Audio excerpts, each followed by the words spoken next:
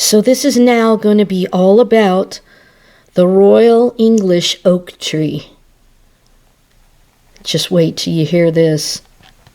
I'm about to share with you an incredible story and revealing things about Gog Magog that connect from years ago information that I had that Mom and I looked at together. And for a lot of years, I could not see how that piece of the puzzle was connected to anything that's going to be going on in the future. But now, the Lord has just connected this, and you're going to be blown away by what I'm going to tell you next. January 24th, 2020 was written, Prince Charles in Israel, Day 1. It said that the Prince of Wales began his first official visit to Israel, attending the World Holocaust Forum and undertaking engagements in Jerusalem. As soon as Prince Charles landed en route from Davos, Switzerland, and the World Economic Forum, where he'd given the keynote speech, he met Israeli President Reuven Rivlin at his official residence, Bet Hanassi, for talks. Prince Charles, who gave an emotional speech at the World Holocaust Forum at Yad Vashem, is one of over 40 world leaders who were in Jerusalem to attend the commemoration. President Rivlin said that Israel deeply appreciates that then Prince Charles attended the forum. It starts with the Jewish people, but we never know where it ends, President Rivlin said. Everyone needs to be very careful. With this gathering, we show that when we are united, we can fight this phenomenon. As reported in the Times of Israel, President Rivlin continued, speaking about then Prince Charles's grandmother, Princess Alice. We will always remember how your grandmother, Princess Alice, who was buried here on the Mount of Olives, as well as Princess Ella in Jerusalem, saved the lives of many Jews during the Holocaust. Britain stood firm against the Nazi threat. Many British servicemen and women fought with great bravery and liberated many concentration and death camps. And today, British forces are on the front line in the war on terror in the Middle East, and we are together in this just war.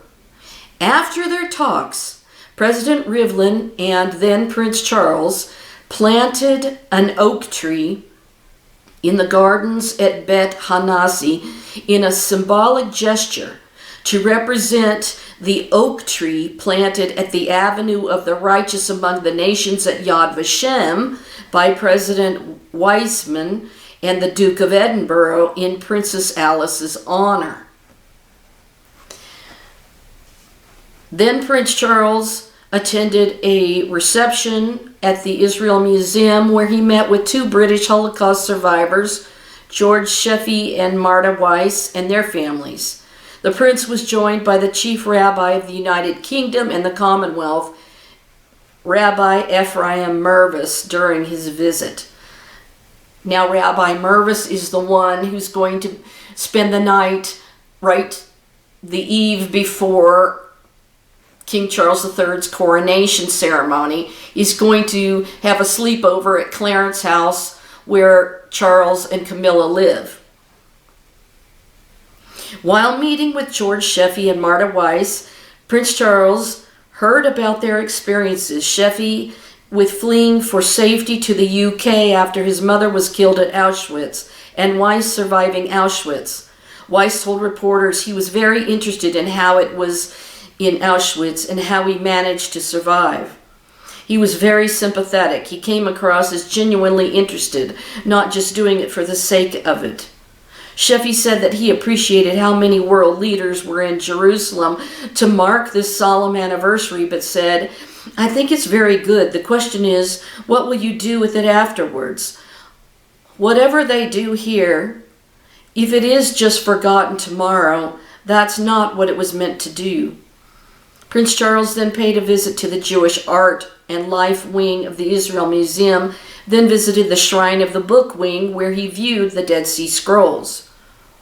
Per Clarence House, the exhibition at the Shrine of the Book complex represents a journey through time which, adopting a scholarly historical approach, traces the evolution of the Book of Books.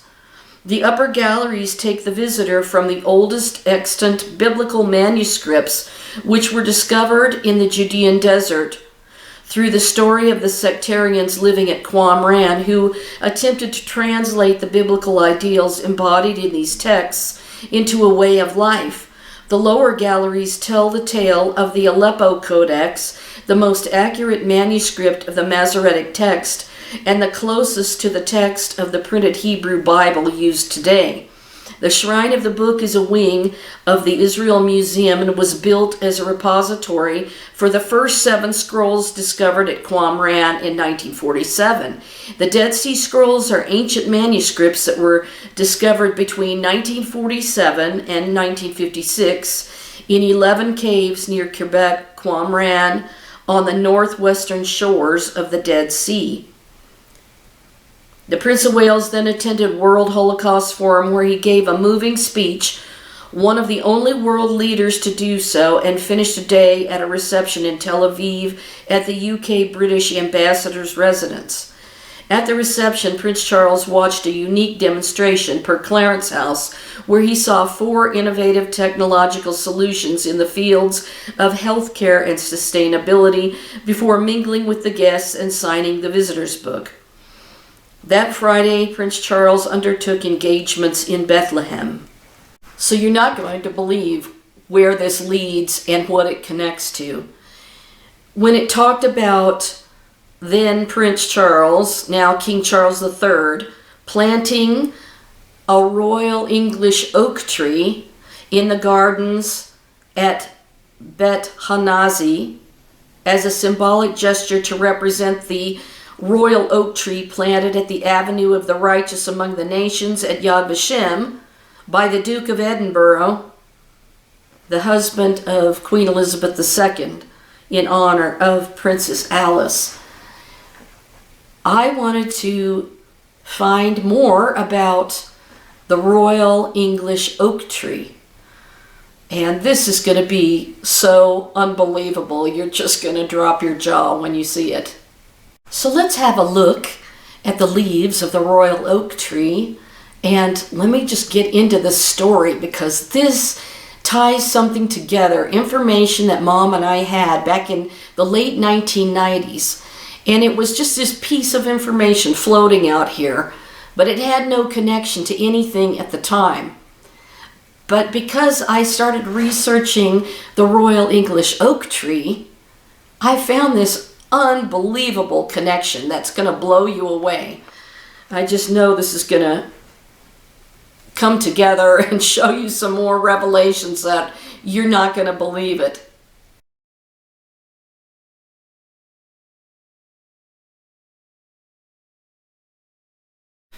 Let me start with historic-uk.com. The English Oak by Ellen Castello. The mighty English oak is woven into the history and folklore of England. Druids would worship in oak groves. Couples would marry under their spreading branches, and the Yule log, decorated for Christmas with holly and mistletoe, was traditionally cut from oak. Acorns, the fruit of the oak, were carried by folk as charms to bring good luck and good health. The timber, prized for its strength and durability, is still used in the construction of houses, furniture making, and of course, shipbuilding. The English oak has always enjoyed a close association with the Royal Navy, whose ships were constructed from oak timbers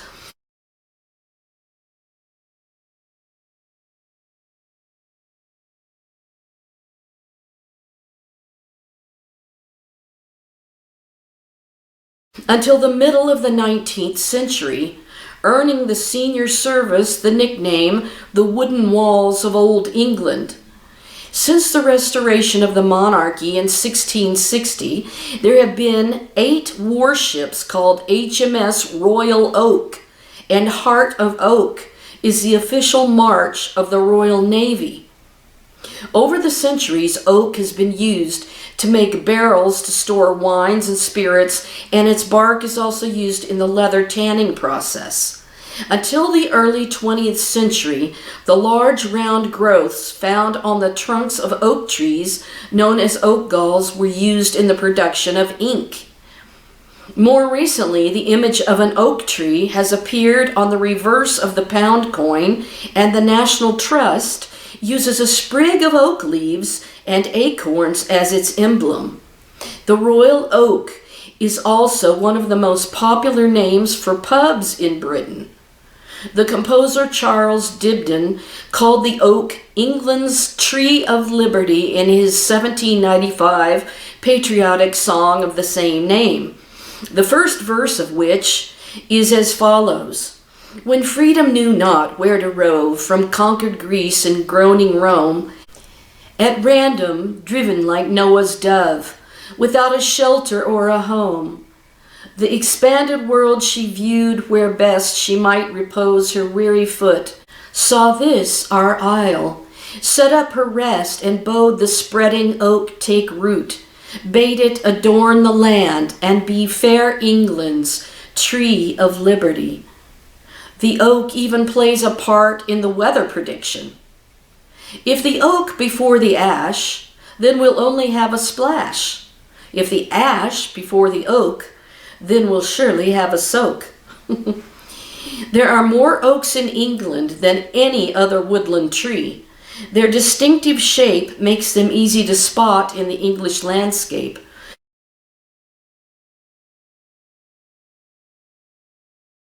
Because of their size, they can grow to over 30 meters, and the fact that they can live for over 1,000 years, much of the folklore surrounding these mighty trees. Perhaps the most famous of these is the Royal Oak, in which King Charles II is said to have hidden from the Roundheads at Boscobel House following the Battle of Worcestershire in 1651 during the English Civil War. The king's own account, dictated some years later to Samuel Pepys, records how he hid in a great oak tree whilst parliamentarian soldiers searched below. After the Restoration in 1660, Charles inaugurated May 29th as Royal Oak Day, or Oak Apple Day, to celebrate his escape. Another ancient oak is to be found in Greenwich Park, London, and it is believed that Queen Elizabeth's oak dates back to the 12th century. According to legend, King Henry VIII and Anne Boleyn once danced around it, and Queen Elizabeth I picnicked under it. Unfortunately, this illustrious tree was brought down in a heavy storm in 1991, but it remains slowly decaying in the park with a young oak planted beside it. A little more about Queen Elizabeth's oak tree. Now, this is Queen Elizabeth I. Greenwich Park, one of the 8 royal parks in London, is home to a rather decrepit piece of royal history, Queen Elizabeth's Royal Oak. This huge oak tree dates back to the 12th century and has a strong link to the Tudor royal family. According to legend, King Henry VIII once danced around this oak tree with Anne Boleyn, and Queen Elizabeth I was said to have often taken refreshment whilst relaxing in its shade. It should be remembered that by the time of the Tudors, the ancient royal oak tree was already around 400 years old, as A.D. Webster comments in his book Greenwich Park, Its History and Associates. He says, "The old oak referred to, beneath which royalty have frequently congregated, must in its heyday have been a tree of giant proportions, the hollowed trunk in which Queen Elizabeth I oft partook of refreshments, and where offenders against the park rules have been confined, being fully 20 feet in girth, while the internal cavity is 6 feet in diameter."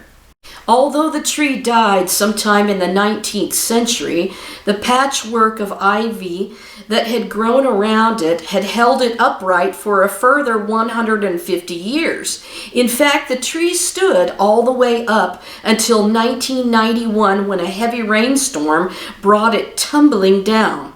Apparently, the soil that had been propping up the decrepit old oak was washed away, thus leaving the tree free to fall back to earth. Luckily, the tree is still there, albeit at a rather horizontal angle and covered in a wonderful variety of bugs and fungus. Alongside it is a new baby oak, planted in its memory by the Duke of Edinburgh in 1992, along with a plaque dedicated to the legacy of this grand and ancient tree. And if you're in the area, it's worth visiting the ancient burial ground to the southwest of Flamstead House, containing up to 25 Saxon and Bronze Age tumuli. This is that royal English oak tree that has fallen in 1991 that Queen Elizabeth I picnicked under. And King Charles II hid inside this tree.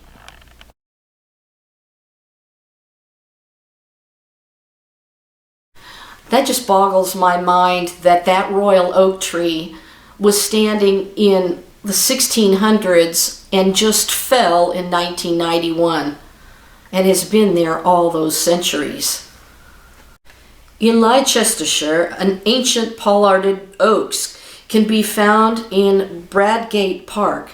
These trees were allegedly decapitated in 1554 by foresters as a sign of respect following the beheading of Lady Jane Grey, who was born nearby Bradgate Hall.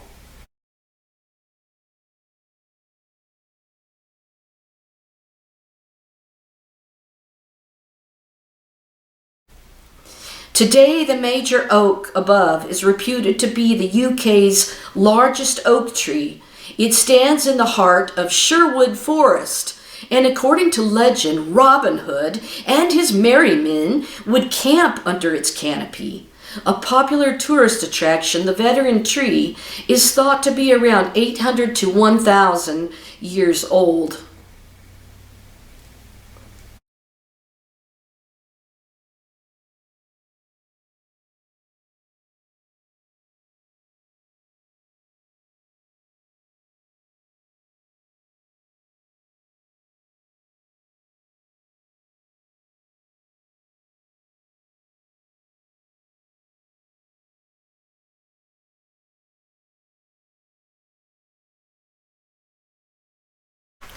And now we're getting to the part you're not going to believe.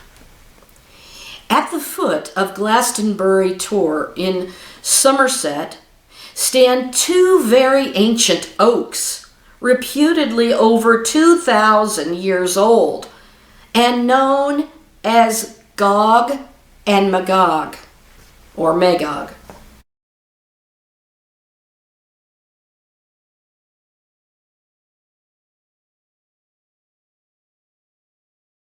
It is thought they may be the last remnants of an avenue of oaks leading up to the Tor, which is a mound, itself steeped in myth and legend. So these two royal ancient oak trees that were 2,000 years old were named Gog and Magog. And they're still standing there. They have quite this history that I want to tell you about. Things to do and places to see in Glastonbury, Gog and Magog. And this was written April of 2017.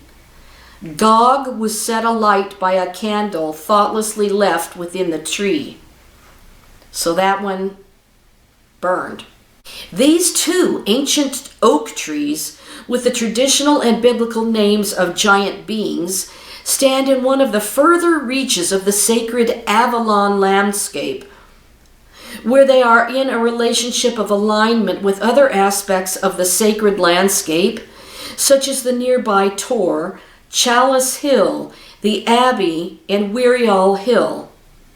Known as the Oaks of Avalon, the two trees are said to be a traditional point of entry onto the island and were also part of a ceremonial druidic avenue of oak trees running towards the Tor and beyond. This avenue was cut down around 1906 to clear the ground of a farm, but someone from the timber firm remembers one of the oaks being 11 feet in diameter and more than 2,000 season rings were counted. Extract from Maker of Myths, published by Gothic Image, the Glastonbury Conservation Society has recently replanted a line of oak trees to commemorate this ancient tradition. The oak trees gained their names from a legendary race of giants who, save for Gog and Magog, were slaughtered by Brutus and his Trojan army. Gog and Magog were marched to London, where they were held chained to the city palace, now the site of the London Guildhall. Now, this was part that I had in the 1990s. These original two giants have been immortalized at London's Guildhall, scene of the Lord Mayor's annual banquet, where they stand as two large wooden carvings. Sadly, Gog is now dead, but his remains are still there. Magog is also close to the end of her life, but to make a visit to these trees is to make a pilgrimage into the past. A map giving directions is available in Glastonbury Information Center in St. Dunstan's House, Magdalen Street, Glastonbury. So let's have a look at Gog and Magog, the two English royal oak trees that are 2,000 years old.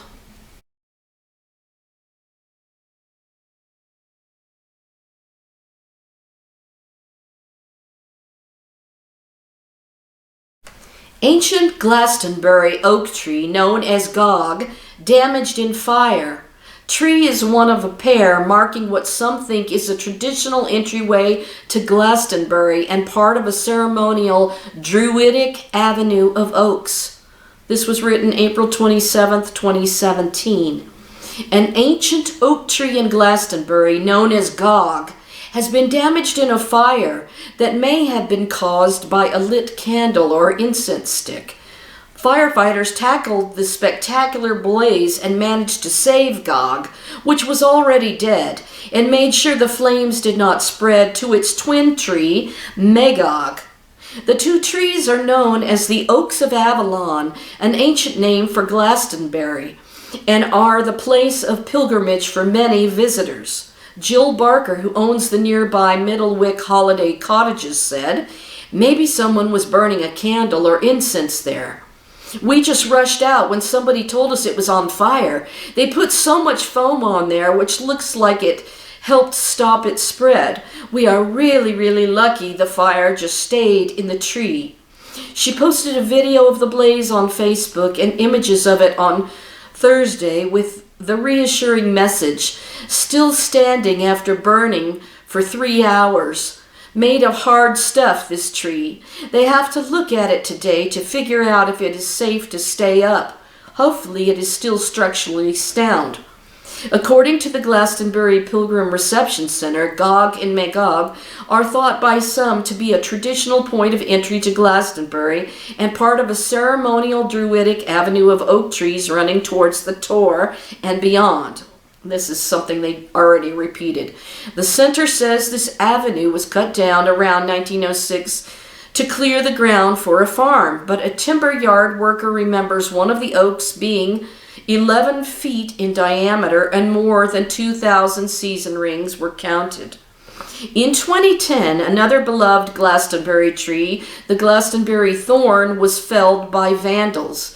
It was said to have flowered on Weariall Hill every Christmas Day for 2,000 years, since Joseph of Arimathea thrust the staff he brought from the Holy Land into the soil, and it miraculously broke into blossom. The cause of the Gog fire is not known, although the fire service believes it to have been accidental. Devon and Somerset Fire and Rescue Service said, "We were called at 9:10 p.m. to Wick Lane where some oak trees were on fire outside the campsite. It was quite a large tree, around 10 meters tall. Once the fire was out, we damped down the area to prevent it from reigniting. Staff from the camp also handed out fire extinguishers to put outside the tents. The cause of the fire was deemed to be accidental." The Oaks of Avalon is the collective name given to a pair of ancient oak trees, Gog and Magog, that stand in Glastonbury in Somerset, southwest England. The trees were named after the ancient apocalyptic figures, Gog and Magog.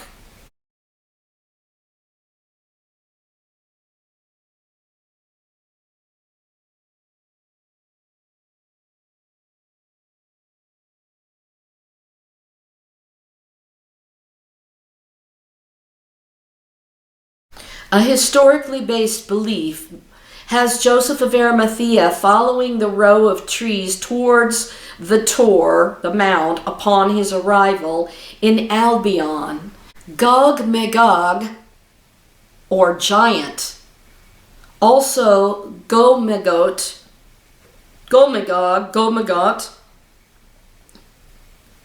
was a legendary giant in Welsh and later English mythology.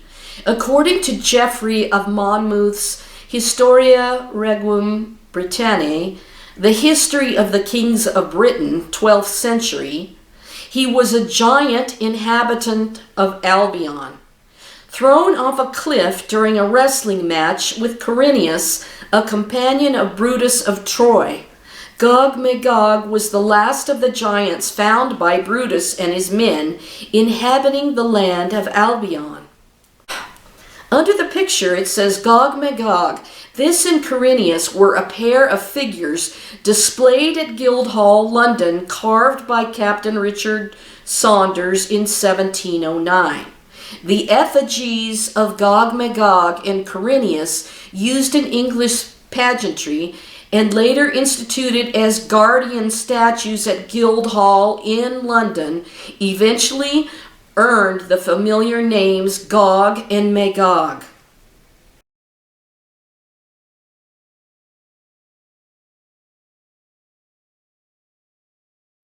The name Gog Magog is often connected to the biblical characters Gog and Magog.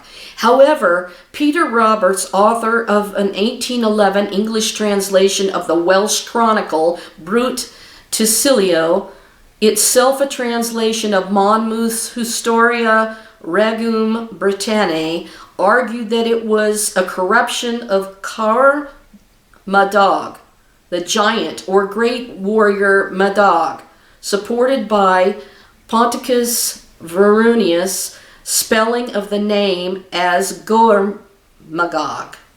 And he shows a picture, a combat between Brutus's troops and the giants led by Gog Magog. Gog Magog, or Gomagot, in the legend of the founding of Britain as written by Geoffrey of Monmouth in Historia Regum Britanniae, 1136, the island of Albion was once inhabited by giants, but their numbers had dwindled and few remained. Gog Magog was one of these last giants and was slain by Corineus, a member of the invading Trojan colonizers headed by Brutus.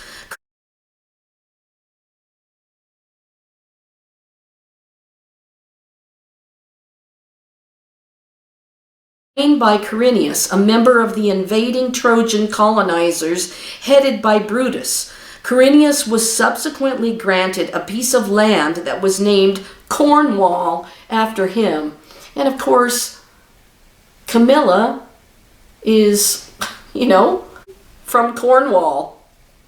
The Historia details the encounter as follows. Gog Magog, accompanied by 20 fellow giants, attacked the Trojan settlement and caused great slaughter. The Trojans rallied back and killed all giants except for one detestable monster named Gog Magog, in stature 12 cubits, and of such prodigious strength that at one shake he pulled up an oak as if it had been a hazel wand. He is captured so that Quirinius can wrestle with him. The giant breaks 3 of Quirinius's ribs, which so enrages him that he picks up the giant and carries him on his shoulders to the top of a high rock, from which he throws the giant down into the sea. The place where he fell was known as Gog Magog's leap to posterity. It's interesting to note that in Daniel 7:5 it says, "And there before me was a second beast which looked like a bear. It was raised up on one of its sides, and it had 3 ribs in its mouth between its teeth. And it was told, 'Get up and eat your fill of flesh.'" So the giant broke 3 of Quirinius's ribs, which so enrages him that he killed the giant, which is like a beast. Now, whether that connection is really there with the Daniel, I just thought it was interesting about the 3 ribs, because you don't hear that very often. Archbishop Michael Joseph Curley suggests that Monmouth may have been inspired by the giant Antaeus in Lucian's Pharsalia, who was defeated by Hercules in a wrestling match by lifting him from the earth. The source of his strength, both giants lived in caves and gave their names to a place. Gog Magog's combat with Quirinius, according to Geoffrey, was repeated in Wace's Anglo-Norman Brut and Layamon's Middle English Brut. Because Geoffrey's work is regarded as fact until the late 17th century, the story has continued to appear in most British early histories of Britain. The tale of Gog Magog's ancestry was composed later in the 14th century, known as the Albina story. It claimed Gog Magog to be a giant descended from Albina and her sisters, 30 daughters of the king of Greece exiled to the land, later to be known as Albion. This story was added as a prologue to later versions of Brut pseudo-history. Thus, according to the Middle English prose version of the Brut, known as the Chronicles of England, Albina was the daughter of Syrian king named Diodicius, from whom Gog Magog and Logarigan and the other giants of Albion are descended. These giants lived in caves and hills until being conquered by Brutus' party arriving in Totnes, Devon, or Totnes, Devon. A later chapter describes Gog Magog's combat Quirinius, Middle English Corin, at Totnes. More or less, as according to Geoffrey, Gog Magog was the tallest of these giants. Corin, in comparison, was at least the largest man from the waist upward among Brutus's crew. Catton's printed edition, The Chronicles of England, 1482, closely matches this content. Raphael Hollinstead also localizes the event of the leap of Gog Magog at Dover, but William Camden, in his 1586 work Britannia, locates it on Plymouth Hoe, perhaps following Richard Carew's survey of Cornwall. Carew describes the portraiture of 2 men, one bigger, the other lesser, whom they term Gog Magog, which was cut upon the ground at the Hoe, in Plymouth. These figures were recorded in 1495 and were destroyed by the construction of the Royal Citadel in 1665. And then they show Gog and Magog figures located in the Royal Arcade, Melbourne, Australia. Gog Magog statues. Michael Drayton's Albion preserves the tale as well. Amongst the ragged cleaves, those monstrous giants sought, who of their dreadful kind the appall the Trojans brought. Great Gog Magog, an oak, that by the roots could tear. So mighty were that time the men who lived there. But for the use of armies he did not understand, except some rock or tree that coming next to land he raised out of the earth to execute his rage. He challenge makes for strength and offereth there his gage, which Corin taketh up to answer by and by, upon this son of earth his utmost power to try. So Gog Magog are the guardians of London. And isn't it interesting that I might add that the rabbis in Israel have stated that they are going to restore the Davidic dynasty and then build the temple, and that the Gog Magog war will be sometime around this whole thing that's about to happen with them doing these things. So they are the guardians of London. Gog and Magog effigies being carried in the Lord Mayor's show. So there's kind of like a little London within London, and that's where this Lord Mayor's show is done, where they parade these Gog Magog effigies in the streets. The Lord Mayor's account of Gog Magog says that the Roman Emperor Diocletian had 33 wicked daughters. He found 33 husbands for them to curb their wicked ways. They chafed at this, and under the leadership of the eldest sister Alba, they murdered their husbands. For this crime, they were set adrift at sea. They washed ashore on a wind-swept island, which they named Albion after Alba. Here they coupled with demons and gave birth to a race of giants, whose descendants included Gog and Magog. The effigies of two giants were recorded in 1558 at the coronation of Elizabeth I, and were described as Gog Magog the Albion and Quirinius the Briton.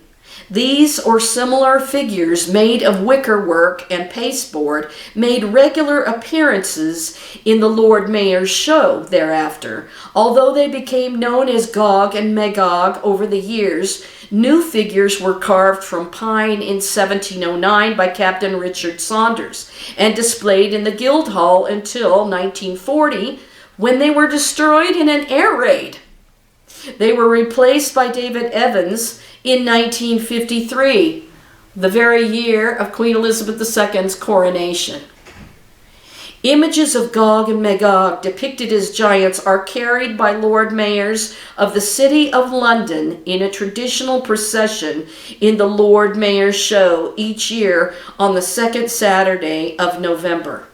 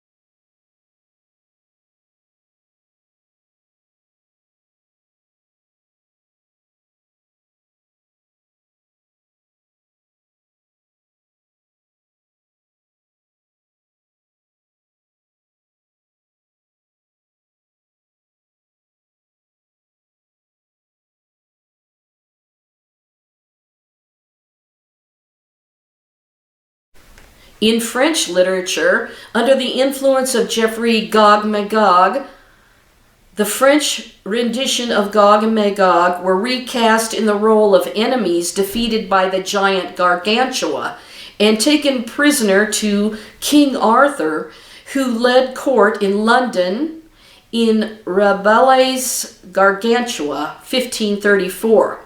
Gargantua's son, Pantagruel, also had an ancestor named Gem Magog, whose name was also a corruption of Gog and Magog, influenced by the British legend. And then they show a black and white picture of the giants Gog and Magog, giving Paddy a lift out of the mire from Punch magazine, 1849. Here the giants stand for London, said to be assisting Ireland after the famine by purchasing land to improve trade. Works of Irish mythology, including the Libor Gabala Éireann, the Book of Invasions, expand on the Genesis account of Magog as the son of Japheth and make him the ancestor to the Irish through Partholion, leader of the first group to colonize Ireland after the deluge, and a descendant of Magog, as also were the Milesians of Tetepi, who was supposed to be a daughter of the princess of Judah that left with Jeremiah to Egypt during the Babylonian siege, and they were not supposed to go there, but some were going to survive. It's said that they traveled by ship, and they wound up landing over in, I think it's Tara, and in Ireland. So this whole story with the Milesians connects to this. And they were the people of the 5th invasion of Ireland. Magog was also the progenitor of the Scythians, as well as of numerous other races across Europe and Central Asia. Now, I told you this part about Mongolia being Gog Magog. That's because some of them are from that region. His 3 sons were Boeth, Jobhath, and Phacthota. Let's listen about Albion. It is an alternative name for Great Britain. The oldest attestation of the toponym comes from the Greek language. It is sometimes used poetically and generally to refer to the island, but is less common than Britain today.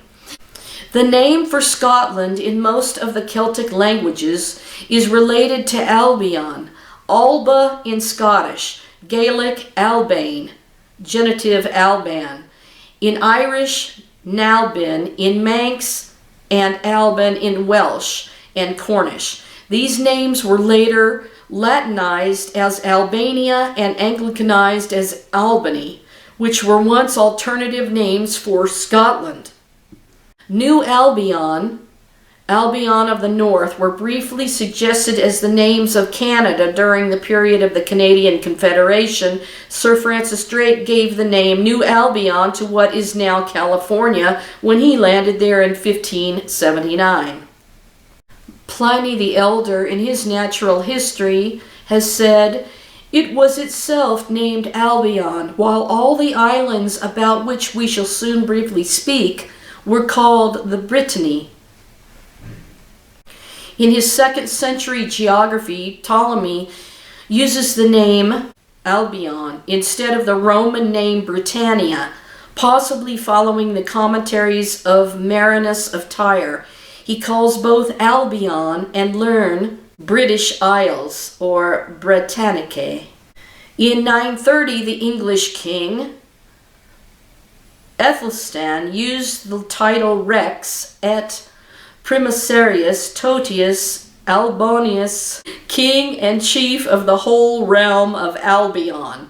His nephew Edgar the Peaceful styled himself Totius Albonius Imperator Augustus, Emperor of all Albion in 970.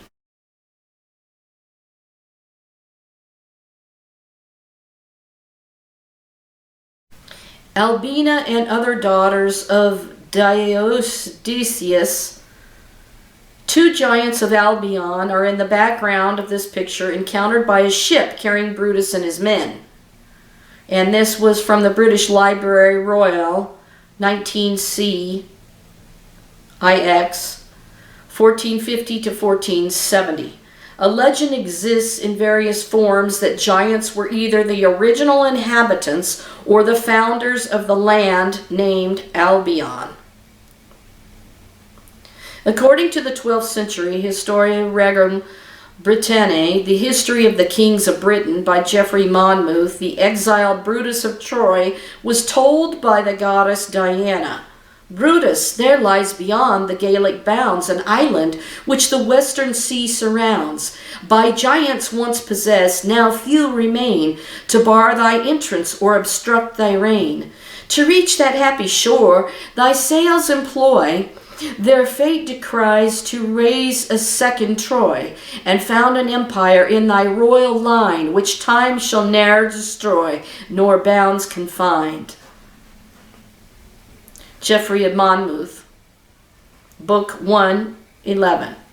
After many adventures, Brutus and his fellow Trojans escaped from Gaul and set sail with a fair wind towards the promised land. The island was then called Albion, and inhabited by none but a few giants. Notwithstanding this, the pleasant situation of the places, the plenty of rivers abounding with fish, and the engaging prospect of its woods made Brutus and his company very desirous to fix their habitation in it. After dividing up the island between themselves, at last Brutus called the island after his own name, Britain, and his companions Britons.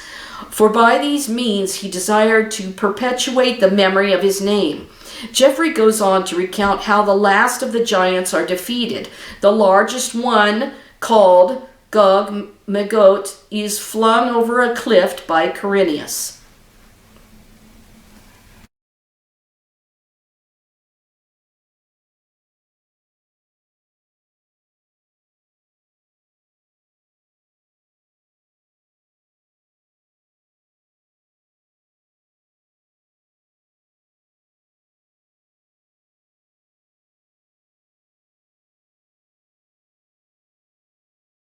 Later in the 14th century, a more elaborate tale was developed claiming that Albina and her sisters founded Albion and procreated there a race of giants. The Albina story survives in several forms, including the octo-sibyllic Anglo-Norman poem Des Grands Gens, dated to 1300 to 1334. According to the poem, in the 3970th year of the creation of the world, a king of Greece married his 30 daughters into royalty, but the haughty brides colluded to eliminate their husbands, so they would be subservient to no one. The youngest would not be party to the crime and divulge the plot, so the other princesses were confined to an unsteerable, rudderless ship and set adrift, and after 3 days reached an uninhabited land later to be known as Britain. The eldest daughter, Albina, was the first to step ashore and lay claim to the land, naming it after herself. At first, the women gathered acorns and fruits, but once they learned to hunt and obtain meat, it aroused their lecherous desires. No other humans inhabited the land. They mated with evil spirits called incubi, and subsequently with the sons they begot, engendering a race of giants. These giants are evidenced by huge bones which are unearthed. Brutus arrived 260 years after Albina, 1136, before the birth of Christ, but by then there were only 24 giants left due to inner strife. As with Geoffrey of Monmouth's version, Brutus's band subsequently overtake the land, defeating Gog Magog in the process. So now you're not going to believe what this connects to, and this is going to further blow your mind. Diocletian's Daughters. A variant tale occurs in the Middle English prose Brut, 1906 and 1908. The Brut, or the Chronicles of England of the 14th century, an English rendition of the Anglo-Saxon Brut deriving from Wace. In the prologue of this chronicle, it was King Diocletian of Surrey, or Syria, who had 33 daughters, the eldest being called Albine. The princesses are all banished to Albion after plotting to murder their husbands, which I said before, where they couple with the local demons. Their offspring became the race of giants.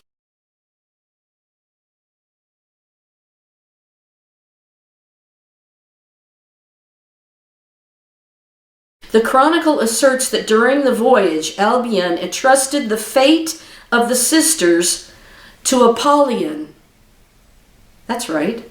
Which was the god of their faith.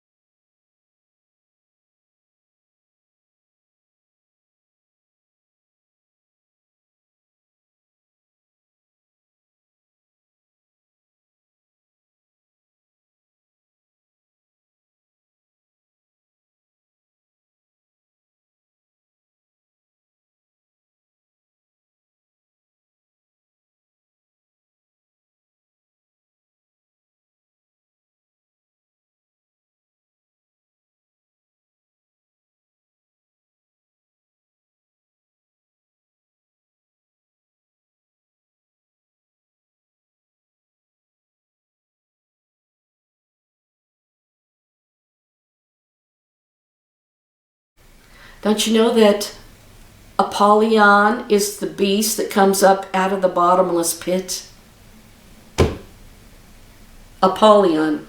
And it's spelled Appollyn, which was the god of their faith. The Syrian king, who was her father, sounds much like a Roman emperor, though Diocletian, 3rd century, would be anachronistic, and Hollandist explains this as a bungling of legend of Danaus and his 50 daughters who found Argos. Apollyon, and it's spelled different ways.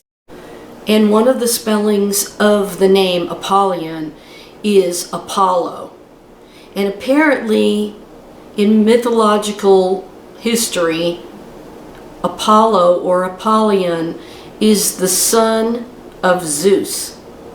And remember, Zeus disguised himself as a bull, like Apis, the Egyptian golden calf.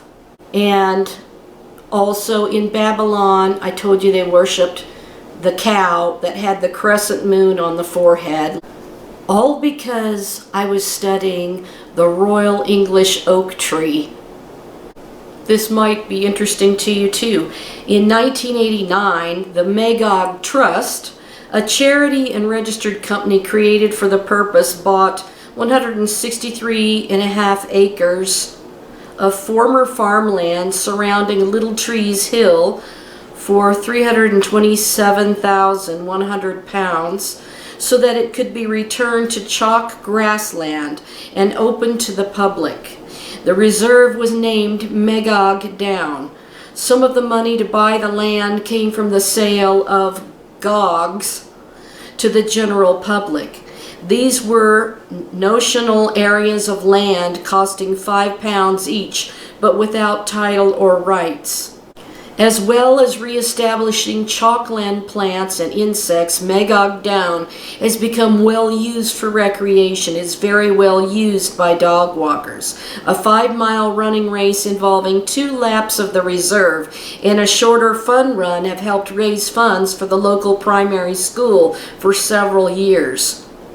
The Cambridge University Hare and Hounds Running Club have also used Magog Down as the venue for their triannual hosting of the RAF match.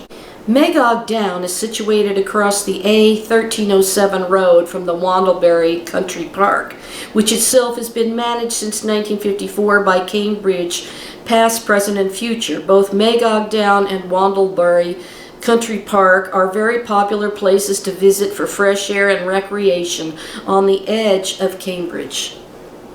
So let me just end this by saying that there were 2 Royal English oak trees planted in Jerusalem, one at the Yad Vashem by the Duke of Edinburgh, and then later one at the residence of Reuven Rivlin, the president of Israel.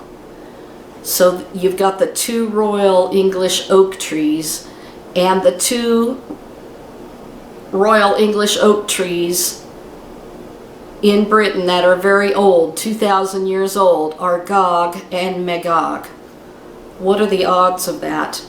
And the rabbis are expecting some sort of battle with Gog and Magog in the future. Now, we don't need to go in the comments section and talk all about all the other options of Gog and Magog and who they are, because I know all of those scenarios. It's just that I'm showing you what God is revealing, and it's so obviously unbelievable that I was just researching about the royal English oak tree that they planted in Jerusalem when King Charles III came to visit in Israel in Jerusalem. And this is how I put the piece of the Gog Magog statues that are in London's Guildhall together with the royal English oak trees, because those 2,000-year-old pair of oak trees in Glastonbury are Gog and Magog. And all of this led to this being pieced together right before your eyes. And what are the odds that it's highly likely that Israel is going to see King Charles III as their anointed one? Not only does he have the circumcision in the flesh that the Jews require, but he also claims lineage descended from King David and Solomon, that they would accept him to reestablish the throne of David as the Davidic dynasty. And yet, Israel's still rejecting her king, which is the Lord God from heaven, Jesus, Yeshua, who's going to descend from heaven and bring an end to the kingdoms of this world. So, this is incredible information.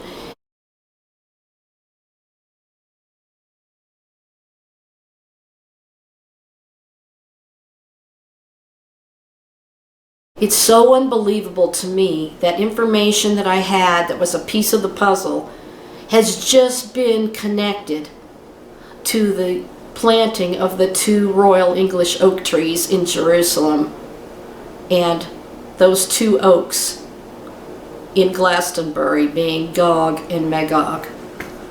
Incredible. And then connecting Apollyn and the beast from the bottomless pit. Incredible stuff. Just unbelievable how God works and moves and is revealing things to his people. And I hope that you see that he's really on the move and revealing a lot. And I'm totally shocked by all of this.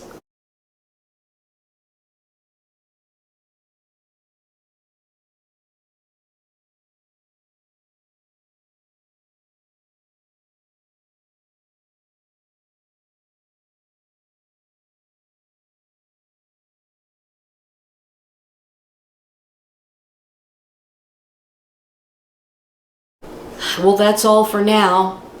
I know this is a little bit long video, but I have to tell you the history and all of the pieces that fit. Shalom and good night for now.